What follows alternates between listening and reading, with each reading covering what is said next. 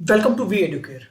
Last video में हमने aromaticity के बारे में पढ़ा था कि एरोमेटिक्स मॉलिक्यूल कौन से होते हैं, नॉन एरोमेटिक कौन से होते हैं, एंटी एरोमेटिक कौन से होते हैं। इस वीडियो में और लास्ट वीडियो में हमने आपके लिए एक क्वेश्चन ड्रॉप किया था कि इनमें से कितने मॉलिक्यूल एरोमेटिक हैं, कितने नॉन एरोमेटिक हैं, कितने एंटी एरोमेटिक हैं। इस क्वेश्चन पे इस वीडियो के एंड में आएंगे, उससे पहले हम कुछ और मॉलिक्यूल्स भी देख लेते हैं। लाइक बेंजीन आप सबको पता है कैसा है, एरोमेटिक है। बेंजीन के अंदर कितने पाई इलेक्ट्रॉन्स हैं? Number of pi electrons in benzene 6 pi electrons. In naphthalene 2 4 6 8 10 कितने हैं? 10 pi electrons. In anthracene 2 4 6 8 10 12 and 14 pi electrons. In phenanthrene same as in anthracene, इसके अंदर भी फिनेंथ्रीन में भी कितने होते हैं pi electrons? 14 pi electrons. Okay, क्या जो ये पाई इलेक्ट्रॉन्स हैं ये 4n+2 रूल फॉलो करते हैं? 4n+2 पाई इलेक्ट्रॉन रूल जो हक्कल भाई साहब ने कहा। ये सारे के सारे मॉलिक्यूल्स कैसे हैं? प्लेनार हैं। सारे के सारे मॉलिक्यूल क्या हैं? प्लेनार हैं, साइक्लिक हैं और कंप्लीट कॉन्जुगेशन में है। किस में है? कंप्लीट कॉन्जुगेशन मीन्स सारे के सारे पाई इलेक्ट्रॉन्स डीलोकलाइज्ड हैं कंप्लीट रिंग पे। ओके, अब if n is equal to for n is equal to 1 4n+2 is equal to 6 जो कि बेंजीन में था। For n is equal to 2 4n+2 is equal to 4n+2 is equal to क्या? 10 जो कि naphthalene में था। For n is equal to 3 4n+2 is equal to 14 जो एंथ्रासीन और फिनेंथ्रीन में था। मींस ये सारे के सारे एरोमेटिक मॉलिक्यूल्स हैं, 4n+2 रूल फॉलो करते हैं, प्लेनार हैं, साइक्लिक हैं, प्लेनार हैं, साइक्लिक हैं, साइक्लिक सिस्टम्स हैं। ओके, उसके बाद हमारे पास जो मॉलिक्यूल, ये दो साइड में मॉलिक्यूल्स लिखे हुए हैं, दिखने में तो ये नॉन प्लेनार जैसे हैं, बट रियल में ये मॉलिक्यूल्स कैसे हैं? प्लेनार मॉलिक्यूल हैं, प्लेनार मॉलिक्यूल्स हैं। और ये दोनों के दोनों मॉलिक्यूल क्या हैं? एरोमेटिक मॉलिक्यूल्स हैं। इनके अंदर कितने पाई इलेक्ट्रॉन्स हैं? 1 2 4 6 8 10 कितने हैं? 10 pi electrons. Follow 4n+2 rule, 4n+2 pi electrons rule. When n is equal to क्या होगा? n की value 2, 4n+2 pi electrons rule को फॉलो करते हैं। अब देखो, अगर मैं डिस्कस करूं जहां पे डीलोकलाइजेशन हो रहा है वो रिंग, ओनली वो रिंग एक कंप्लीट प्लेनार पोजीशन में है। उसके अलावा ये जो CS2 है आउट ऑफ द रिंग है, ये ऑक्सीजन है, ये आउट ऑफ द रिंग है। बट यहां पे जिस रिंग के अंदर डीलोकलाइजेशन हो रहा है वो कैसी रिंग है? प्लेनार रिंग है। दैट्स वाई ये दोनों के दोनों मॉलिक्यूल कैसे हैं? एरोमेटिक मॉलिक्यूल्स हैं। ओके, उसके बाद हम मॉलिक्यूल्स, कुछ ऐसे मॉलिक्यूल भी हैं जो कि एरोमेटिक्स हैं, जो कि एरोमेटिक मॉलिक्यूल्स हैं। इन मॉलिक्यूल्स में हमने ये तो डिस्कस किया था। फर्स्ट जो हमारे पास मॉलिक्यूल है, इसके अंदर पाई इलेक्ट्रॉन्स का डिस्कशन करें तो नंबर ऑफ पाई इलेक्ट्रॉन्स कितने हैं? नंबर ऑफ पाई इलेक्ट्रॉन्स कितने हैं? 2 4 6 पाई इलेक्ट्रॉन्स हैं जो कि कंप्लीट कॉन्जुगेशन में है, कंप्लीट कंजुगेशन में है। ओके, प्लेनार मॉलिक्यूल है, प्लेनार मॉलिक्यूल है और साइक्लिक सिस्टम है। ओके, मींस ये molecule follow 4n+2 pi electrons rule follow करता है। मींस ये वाला मॉलिक्यूल क्या है? एरोमेटिक। बट जैसे ही मॉलिक्यूल ये तीन आए, एक इनमें कार्बिन जैसा, ये कार्बिन एंड देन बोरीन। जो बोरोन होता है, बोरोन की इलेक्ट्रॉनिक कॉन्फ़िगरेशन हम क्या लिखते हैं? 1s2 2s2 2p1 2p1। जब बोरोन बॉन्ड बना लेता है, like we take an example of BS3, when boron is in excited state, तो उसकी जो इलेक्ट्रॉनिक कॉन्फ़िगरेशन क्या होती है? 1s2 2s1 and 2p2। एक इलेक्ट्रॉन 2s से उठ के 2p में आ जाता है और इसीलिए बोरोन 3 बॉन्ड फॉर्मेशन करता है। बिकॉज, पर यहां ध्यान दो कि बोरोन के पास यहां पे एक ऑर्बिटल वैकेंट रह गया। बोरोन के पास बॉन्डिंग करने के बाद भी, हाइड्रोजन के साथ बॉन्डिंग करने के बाद, शेयरिंग बॉन्डिंग करने के बाद भी बोरोन के पास एक वैकेंट ऑर्बिटल रह जाता है। वैकेंट ऑर्बिटल रह जाता है, ठीक है। जिस वैकेंट ऑर्बिटल में ये डीलोकलाइजेशन ऑफ इलेक्ट्रॉन्स हो सकते हैं, ये डीलोकलाइजेशन ऑफ इलेक्ट्रॉन्स हो सकते हैं, ओके। इसलिए जो ये मॉलिक्यूल है, इस मॉलिक्यूल के अंदर कितने पाई इलेक्ट्रॉन डीलोकलाइज्ड होंगे? 6 pi electrons, because number of pi bond is 3। 6 pi electrons होते हैं जो डीलोकलाइज्ड होते हैं, ओके। ये मॉलिक्यूल कैसा है? प्लेनार मॉलिक्यूल है। ये मॉलिक्यूल कैसा है? प्लेनार। अगर हम इनकी रेजोनेंस स्ट्रक्चर्स बनाएंगे तो ये पाई इलेक्ट्रॉन्स इस वैकेंट ऑर्बिटल ऑफ बोरोन के अंदर चला जाएगा एंड यहां पॉजिटिव चार्ज क्रिएट हो जाएगा, ओके। तो ये प्लेनार मॉलिक्यूल है, साइक्लिक है, that's why this molecule is also aromatic, okay. अब सेम केस विद कार्बिन। कार्बिन दो टाइप के होते हैं, एक होता है सिंगलेट, एक होता है ट्रिपलेट। सिंगलेट कार्बिन भी ऐसा ही बिहेव करता है, बिकॉज सिंगलेट कार्बिन के पास भी एक ऑर्बिटल क्या है? वैकेंट, जिसके अंदर डीलोकलाइजेशन ऑफ इलेक्ट्रॉन्स हो सकते हैं। सिंगलेट कार्बिन के अंदर भी डीलोकलाइजेशन ऑफ इलेक्ट्रॉन्स हो सकते हैं। 6 पाई इलेक्ट्रॉन्स, ये भी मॉलिक्यूल क्या होगा? प्लेनार होगा, साइक्लिक होगा, कंप्लीट डीलोकलाइजेशन होगा, और ये मॉलिक्यूल भी क्या है? एरोमेटिक। अब अगर हमने ये बोरेन वाला पढ़ा था लाइक दिस, अब मान लो मैं बोरेन पे जो ये हाइड्रोजन लगा हुआ है, इस हाइड्रोजन के इलेक्ट्रॉन्स बोरोन पे शिफ्ट कर दूं। एक इस पे वैकेंट ऑर्बिटल तो था, हमने यहां से देखा था, एक वैकेंट ऑर्बिटल था। अगर बोरेन पे बोरोन और हाइड्रोजन का बॉन्ड मैं ब्रेक करके बोरोन पे शिफ्ट कर दूं, वो कैसा बन जाएगा? इस जैसा, ओके। मींस अब भी इसके पास एक वैकेंट ऑर्बिटल है, तो मींस ये मॉलिक्यूल भी क्या है? एरोमेटिक मॉलिक्यूल्स है। इसके अंदर भी 4n+2 पाई इलेक्ट्रॉन्स होते हैं, 6 पाई इलेक्ट्रॉन्स होते हैं जो कि डीलोकलाइजेशन में आते हैं। जो ये लोन पेयर दिख रहा है जिसकी वजह से नेगेटिव चार्ज है मॉलिक्यूल के ऊपर, वो delocalization, this is non Hückel lone pair. क्या आ गए? Non Hückel lone pair. ये डीलोकलाइजेशन में नहीं जाता, ओके। तो total number of pi electrons 6, जो कि 4n+2 फॉलो 4n+2 रूल को फॉलो करते हैं। दैट्स वाई ये तीनों मॉलिक्यूल भी कैसे हैं? एरोमेटिक हैं। यहां पे हमने एक लाइन लिखी है कि ट्रिपलेट कार्बिन और फ्री रेडिकल नेवर भी एरोमेटिक।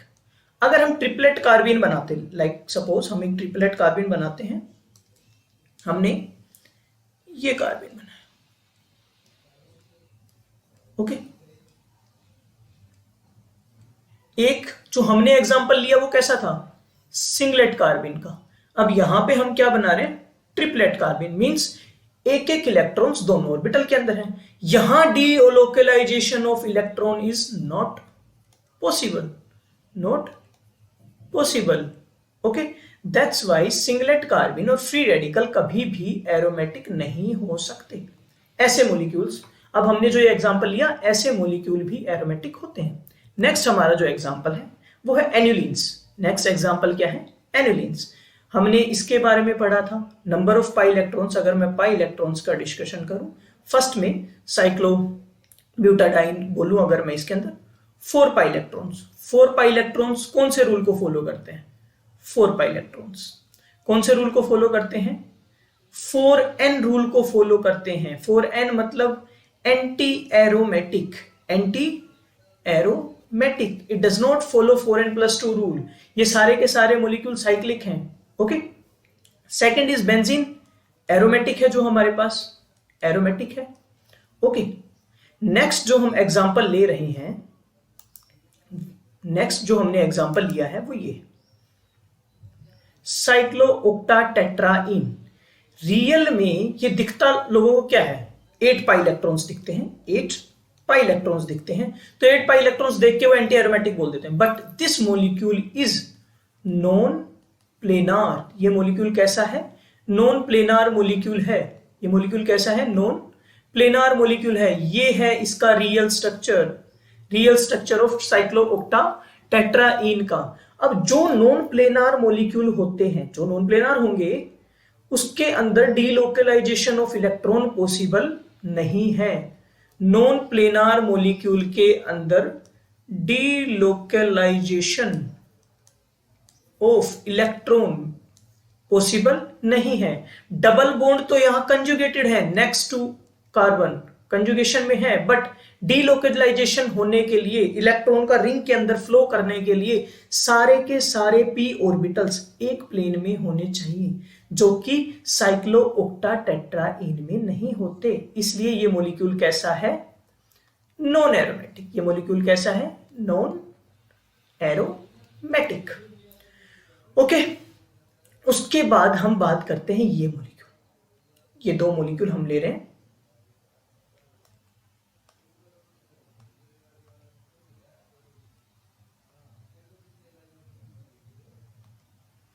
ये मॉलिक्यूल हमने लिया है। ओके, इसको हम क्या बोलते हैं? 2 4 6 8 10 एन्युलिन्स। इनको हम क्या बोलेंगे? 10 एन्युलिन। ये क्या है हमारे पास? 12, 2 4 6 8 10 12। 10 मीन्स इसके अंदर जो पाई इलेक्ट्रॉन्स है वो 10 पाई इलेक्ट्रॉन्स हैं। 12 मीन्स इसके अंदर 12 पाई इलेक्ट्रॉन्स है, 12 एन्युलिन। जो 10 और 12 एन्युलिन्स हैं वो कैसे हैं? Non aromatics. ये दोनों कैसे हैं? Non aromatic. Non aromatic. ये नॉन एरोमेटिक क्यों होते हैं? बिकॉज इनके बीच में जो हाइड्रोजन है वो आउट ऑफ द प्लेन है, और हाइड्रोजन की वजह से स्टेरिक रिपल्शन स्टार्ट हो जाता है। तो ये मॉलिक्यूल प्लेनार नहीं हो सकता, ये मॉलिक्यूल प्लेनार नहीं होगा। और अगर ये मॉलिक्यूल प्लेनार नहीं है, लाइक दिस, अगर ये मॉलिक्यूल प्लेनार नहीं होगा,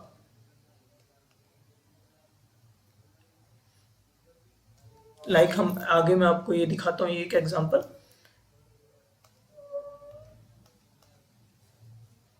ये हमारे पास मॉलिक्यूल है,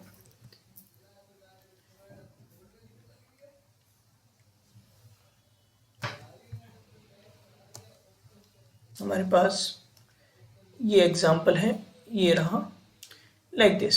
this is an example of 10 annulene. इसका जो रियल स्ट्रक्चर है वो कैसा है? Non planar. ये मॉलिक्यूल कैसा है? Non planar. मतलब जो इलेक्ट्रॉन्स हैं वो डीलोकलाइज नहीं है, रिंग के अंदर डीलोकलाइज इलेक्ट्रॉन रिवॉल्व नहीं कर सकते। मींस ये मॉलिक्यूल कैसा है? Non aromatic. नॉन प्लेनार है तो मींस नॉन एरोमेटिक। इससे जो सेकंड एग्जांपल है 12 एनुलिन। 12 एनुलिन में भी सेम केस होता है। 12 एनुलिन में भी ये जो हाइड्रोजन्स हैं, इन हाइड्रोजन्स के बीच में स्टेरिक रिपल्शन होता है। स्टेरिक रिपल्शन होने की वजह से, स्टेरिक रिपल्शन होने की वजह से इन हाइड्रोजन के बीच में स्टेरिक रिपल्शन, ये मॉलिक्यूल भी कैसा है? नॉन प्लेनार मॉलिक्यूल्स है। मींस ये मॉलिक्यूल भी कैसा है? Non aromatic. Non aromatic. But अगर हम बात करेंगे, ये हमारे पास 2 4 6 8 10 12 14 एनुलिन्स, एंड ये हमारे पास है 18 एनुलिन। 18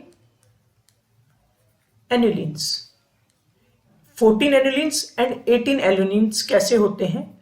एरोमेटिक। क्योंकि जैसे जैसे रिंग का साइज बढ़ता है, इन हाइड्रोजन्स को ज्यादा जगह मिल जाती है। मींस स्टेरिक रिपल्शन डिक्रीज हो जाता है। यहां पे जो हाइड्रोजन्स हैं उनके बीच में लेस स्टेरिक रिपल्शन है, डिक्रीज इन स्टेरिक रिपल्शन, जिसकी वजह से ये मॉलिक्यूल्स किस में आ जाते हैं? प्लेनार कॉन्फ़िगरेशन में आ जाते हैं, जिस वजह से ये मॉलिक्यूल्स कैसे हो जाते हैं? प्लेनार फॉर्म में आ जाते हैं। Okay, these molecules are in planar form. तो means 14 annulene also and 18 annulenes, ये दोनों के दोनों कैसे हैं? एरोमेटिक। Aromatic molecules. ओके, यहां पे हमने एक एग्जांपल लिया पायरीन का। पायरीन इसको हम बोलते हैं पायरीन। जो पायरीन होते हैं नॉर्मली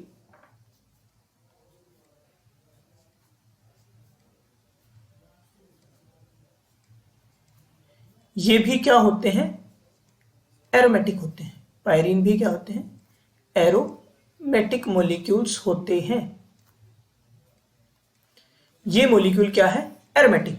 अब इसके अंदर कितने पाई इलेक्ट्रॉन्स हैं अगर हम बात करें, जो डीलोकलाइज है 2, 4, 6, 8, 10, 12 एंड 14 पाई इलेक्ट्रॉन्स हैं जो डीलोकलाइज्ड हैं। बच गए ये जो बीच में 2 पाई इलेक्ट्रॉन्स दिख रहे हैं ना, ये पाई इलेक्ट्रॉन्स कैसे हैं, डीलोकलाइजेशन में नहीं आते। इनको हम फिर क्या बोलेंगे, नॉन हक्कल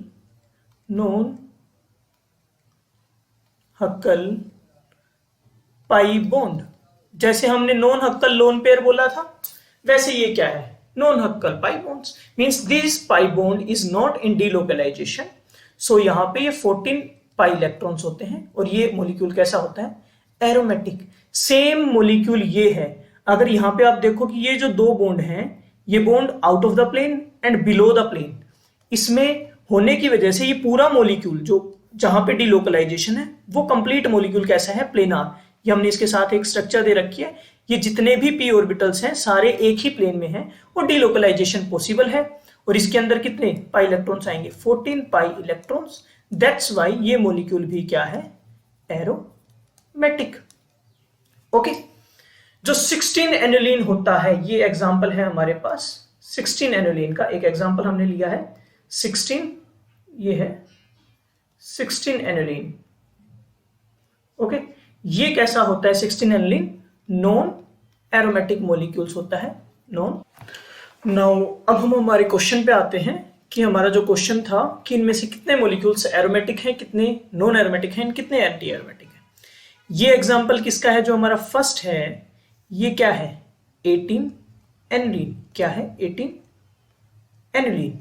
18 एनुलिन्स कैसे होते हैं, एरोमेटिक। हमने पढ़ा है 18 एनुलिन, 2, 4, 6, 8, 10, 12, 14, 16, 18 मीन्स 18 पाई इलेक्ट्रॉन्स हैं। 18 पाई इलेक्ट्रॉन्स फॉलो क्या करते हैं, 18 pi electron follows 4n+2 4n+2 rule. Means first is aromatic. पहला क्या है, एरोमेटिक मॉलिक्यूल। बिकॉज ये हम पढ़ चुके, ये मॉलिक्यूल हम पढ़ चुके वीडियो में पीछे। सेकेंड वाला जो नीचे है इसके, ये वाला मॉलिक्यूल क्या है, पायरीन। ये क्या है, पायरीन है। पायरीन भी क्या होता है, पायरीन भी क्या होता है, एरोमेटिक मॉलिक्यूल होता है। पायरीन भी क्या होता है, एरोमेटिक मॉलिक्यूल होता है। पायरीन के जो ये बाहर वाले पाई बॉन्ड्स हैं ये डीलोकलाइजेशन में होते हैं, अंदर वाला पाई बॉन्ड नहीं होता। ये पाई बॉन्ड्स डीलोकलाइजेशन में होते हैं। तो means 2, 4, 6, 8, 10, 12, 14 pi electrons, 14 pi electrons. और 14 pi electrons also follow 4n+2 rule. Means ये मॉलिक्यूल भी एरोमेटिक है। और इसलिए जो अंदर वाला जो पाई बॉन्ड है उसको हम क्या बोलते थे, इसको हम क्या बोलते थे, non Huckel pi bond, non Huckel pi bond. Okay, third जो हमारे पास एग्जांपल है, means second is also aromatic molecule. Third example क्या है, साइक्लोओक्टाटेट्राइन। ये रियल इसकी स्ट्रक्चर कैसी होती है साइक्लोओक्टाटेट्राइन की, नॉन प्लेनार। नॉन प्लेनार, इसके अंदर डीलोकलाइजेशन पॉसिबल नहीं होता। मींस ये मॉलिक्यूल कैसा है, non aromatic. Means third is non aromatic molecule. Okay, fourth, इसके नीचे जो एग्जांपल है ये कैसा है, फोर्थ इज, इसके अंदर पाई इलेक्ट्रॉन्स कितने हैं, 4 पाई इलेक्ट्रॉन्स कितने हैं, 4 पाई इलेक्ट्रॉन्स। और चारों के चारों पाई इलेक्ट्रॉन्स डीलोकलाइजेशन में है, मींस 4n रूल को फॉलो करते हैं। Then fourth is anti aromatic molecules. Fourth is anti aromatic molecules. Okay, उसके बाद अगर हम फिफ्थ वाले पे आएंगे, ये हमारा फिफ्थ है, तो ये क्या है, नेफ्थलीन। ये क्या था, एरोमेटिक था। इससे नीचे ये मॉलिक्यूल भी क्या है, एरोमेटिक है। ये हमने डिस्कस किया है, ये दोनों मॉलिक्यूल्स क्या हैं, एरोमेटिक है। नेक्स्ट, ये 6 हो गया हमारा। देन 7th, इसके अंदर कितने पाई इलेक्ट्रॉन्स है। नाइट्रोजन पे लोन पेयर होता है, जो कभी भी स्ट्रक्चर ड्रॉ करते हैं तो लोन पेयर नहीं शो करते, तो जो ये नाइट्रोजन पे जो लोन पेयर है ये शो नहीं किया। ये मॉलिक्यूल भी कैसा है, एरोमेटिक मॉलिक्यूल्स है, क्योंकि इसके अंदर पाई इलेक्ट्रॉन्स आप काउंट करोगे, पाई इलेक्ट्रॉन्स काउंट करोगे, आपको 4 बॉन्ड तो आपको कंप्लीट दिख रहे हैं, 2 4 6 8, बट ये जो 2 इलेक्ट्रॉन है नाइट्रोजन के, ये किसके अंदर हैं, रेजोनेंस में, कंजुगेशन में होते हैं। तो टोटल पाई इलेक्ट्रॉन्स इसमें कितने होते हैं, 10 पाई इलेक्ट्रॉन्स होते हैं जो कि कंप्लीट कंजुगेशन में होते हैं। तो ये मॉलिक्यूल भी कैसा है, एरोमेटिक मॉलिक्यूल्स है, और ये प्लेनार है, साइक्लिक है, एरोमेटिक, और इस लोन पेयर को हम क्या बोलते हैं, हक्कल लोन पेयर। ओके, उसके बाद 7th के बाद 8th जो मॉलिक्यूल है वो क्या है, ये आपको पता है, ये सीधा सीधा क्या है, नॉन एरोमेटिक। कैसे ये नॉन एरोमेटिक है, बिकॉज यहां जो कार्बन है वो कैसा है, sp3 हाइब्रिडाइज्ड कार्बन एटम है, sp3 हाइब्रिडाइज्ड कार्बन एटम है। 8th के बाद 9th आल्सो नॉन एरोमेटिक, दो कार्बन एटम क्या है, sp3 हाइब्रिडाइज्ड, जहां रेजोनेंस कंप्लीट रिंग में डीलोकलाइजेशन ऑफ पाई इलेक्ट्रॉन्स नहीं हो सकता बिकॉज ऑफ इस sp3। उसके बाद 10th मॉलिक्यूल, ये हमने पढ़ा था, ये कैसा मॉलिक्यूल है, एरोमेटिक मॉलिक्यूल है। ये मॉलिक्यूल कैसा है, एरोमेटिक मॉलिक्यूल है, बिकॉज इस मॉलिक्यूल के अंदर जो ये है, ये वाले 2 4 6 8 10 पाई इलेक्ट्रॉन्स हैं, ये डीलोकलाइज्ड होते हैं, और जो ये बॉन्ड है, ये CH2, जो ये CH2 है, हमने ये ऐसे पढ़ा था, ये CH2 out of the plane दिखाया था हमने, out of the ring. Okay, हमने ऐसे शो किया था। तो ये CH2 इस साइक्लाइजेशन में, डीलोकलाइजेशन ऑफ पाई इलेक्ट्रॉन में कोई इफेक्ट नहीं करता, इसलिए ये मॉलिक्यूल क्या होता है, प्लेनार होता है। ओके, और लास्ट ये बोरोन वाला, इसके पास भी एक कैसा ऑर्बिटल होता है, वैकेंट ऑर्बिटल प्रेजेंट होता है। 2 4 6 पाई इलेक्ट्रॉन्स हैं, और 6 पाई इलेक्ट्रॉन डीलोकलाइजेशन पॉसिबल करते हैं। तो ये बोरोन वाला जो लास्ट मॉलिक्यूल है आपका 11, ये भी क्या है, एरोमेटिक मॉलिक्यूल्स है। ओके, तो आपको पता चल गया इनमें से कौन कौन से एरोमेटिक हैं, कौन कौन से नॉन एरोमेटिक हैं, कौन कौन से एंटी एरोमेटिक हैं। ओके, अगर मैं यहां लिखूं एरोमेटिक कौन कौन से थे, एरोमेटिक कौन कौन से थे, फर्स्ट था, फर्स्ट के बाद सेकंड था हमारा एरोमेटिक, सेकंड के बाद हमारा फिफ्थ था, फिफ्थ के बाद सिक्स्थ था, सिक्स्थ के बाद हमारे पास 7th मॉलिक्यूल एरोमेटिक है, 8 नहीं है, 9 नहीं है, 10 aromatic and 11 aromatic. Non aromatic की बात करूं, अगर मैं नॉन एरोमेटिक मॉलिक्यूल्स की बात करूं तो कौन कौन से नॉन एरोमेटिक थे, हमारे पास 3rd नॉन प्लेनार था, साइक्लोऑक्टेट्राइड, नॉन एरोमेटिक। उसके बाद हमारे पास 8th नॉन एरोमेटिक था, बिकॉज वहां पे sp3 हाइब्रिडाइज्ड, कंप्लीट कंजुगेशन नहीं था। 9th नॉन एरोमेटिक था, और एंटी एरोमेटिक की बात करूं, एंटी एरोमेटिक कौन सा बच गया, एंटी एरोमेटिक हमारे पास था कौन सा, 4th। 1 2 3 4 5 6 7 8 9 10 11 12, ओके, सारे कंप्लीट हो गए। मींस एंटी एरोमेटिक 1 था, नॉन एरोमेटिक 3 थे, एरोमेटिक हमारे पास 3 3 6 7। ओके, तो आपको पता चल गया अब हमें कि एरोमेटिक कौन से होते हैं, नॉन एरोमेटिक कौन से होते हैं, एंटी एरोमेटिक कौन से होते हैं। एरोमेटिक वाले सबसे ज्यादा स्टेबल होते हैं, उसके बाद नॉन एरोमेटिक, और सबसे कम स्टेबल एंटी एरोमेटिक। एरोमेटिक वाले मॉलिक्यूल्स डायमैग्नेटिक होते हैं, एंटी एरोमेटिक पैरामैग्नेटिक होते हैं। डायमैग्नेटिक मतलब एरोमेटिक मॉलिक्यूल्स के अंदर कोई भी अनपेयर्ड इलेक्ट्रॉन्स नहीं होते, वहीं एंटी एरोमेटिक मॉलिक्यूल्स के अंदर अनपेयर्ड इलेक्ट्रॉन्स प्रेजेंट होते हैं। ओके, अब जो ये डीलोकलाइजेशन ऑफ इलेक्ट्रॉन होता है, डीलोकलाइजेशन ऑफ इलेक्ट्रॉन होता है, इससे क्या होता है कि मॉलिक्यूल ज्यादा स्टेबल हो जाता है। ओके, कि मॉलिक्यूल एरोमेटिक बन गया, डीलोकलाइजेशन की वजह से मॉलिक्यूल स्टेबल हो गया। हम एक एग्जांपल लेते हैं, हमने एक एग्जांपल लिया साइक्लोहेक्सीन का, हमने क्या लिया, साइक्लोहेक्सीन का। ओके, हमें साइक्लोहेक्सीन से साइक्लोहेक्सेन बनाने के लिए 1 मोल ऑफ H2 की जरूरत पड़ती है। ओके, साइक्लोहेक्सीन से 1 मोल ऑफ साइक्लोहेक्सीन को 1 मोल ऑफ साइक्लोहेक्सेन में कन्वर्ट करने के लिए 1 mole of H2 is required. Okay, तो उस टाइम जितनी एनर्जी रिलीज होती है, जितनी एनर्जी रिलीज होती है, उस एनर्जी को हम क्या बोलते हैं?